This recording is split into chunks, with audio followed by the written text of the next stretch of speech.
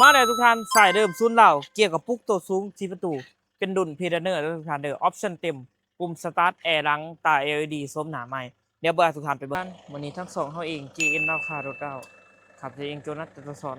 วันนี้มีรถเขามาใหม่อีก1 คันเด้อเป็นสายเดิมซุนเหล่าเกี่ยวกับปุ๊กกระเทยดุนพีเดเนอร์เนาะ6 สปีดเด้อทุกท่านเด้อคันนี้เป็นออปชั่นที่ว่าให้มาเต็มกล่องจอตา LED โซมหนาไม้เนาะมีแอร์รังปุ่มสตาร์ทกับเจดีโหมดออปชันเต็มจะเป็นออปชันตัว G เนาะจากศูนย์โดยตาเราสวยๆงามๆคันนี้สีนี่ที่ว่าเก็บคัดไม้วัดคันเนาะเป็นสีขาวหมุกใครมากระทักมาได้9733ตัว679หรือว่าติดต่อตามสองทางเกียนราคาโดดาวเนาะราคาเต็มนี่แม่นถืออยู่1,230,000 บาทมาเบิ่งรถตัวจริงกับสามารถโอ้ร่มกันได้ก็ร่มกันได้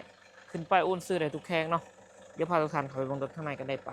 โอเคพาทุกท่านมาเบิ่งข้างในเนาะข้างในงามๆเป็นเบาะหนังเนาะพวงมาลัยมัลติฟังก์ชันเกี่ยวกับปุ๊ก6 สปีดเป็นหมอเข้มใหม่80,000 ปลายเนาะของจอครบตัวนี้ปรับแบนพับแบนได้เนาะแล้วก็แบนเป็นออโต้ตั้ง4 ด่านเลยมีให้พิเศษสุดมีแอร์ดังเย็นสะดวกสบายปูพื้น VIP เนาะเพดอกเพดานในงามเบาะเป็นเบาะหนังเลยทุกท่านเลยสวยๆปุ่มคอนโทรลในพวงมาลัยจะหายมาเป็นพวงมาลัยมัลติฟังก์ชันปุ่มสตาร์ทเกียร์กับปุ๊ก6 สปีดแอร์เป็นแอร์ออโต้เนาะเนี่ยส่วนให้มีปุ่มดิฟล็อกให้พร้อมมีกล่องถอยเซ็นเซอร์ถอยให้พร้อมเด้อสะดวกสบายเนาะเวลาเราถอยในกล่องฟ้องสะดวกสบายเนาะสะอาดสะอ้างรถนะงามรถไฟงานหน่อยเด้อดีใส่เลยในตัวเมืองปักเซ่เนาะมีอาร์ตเดิมๆงามๆโบตัมโบฟีดประกันให้กันนี่เกี่ยวกับฟังของจักของเครื่องเด้อจักนิ่มๆแน่นๆเนาะบัวหัวบัวซึมโบตัมโบฟีดมีโลโก้โตโยต้าอยู่ครบขั้นหนอขั้นหนาตัว R อยู่ครบเนาะตัว L อยู่ครบเห็นเพจมีหายเนาะแต่เดิมชุดเราโมมีอายโมมีคนประกันให้เลยเนาะ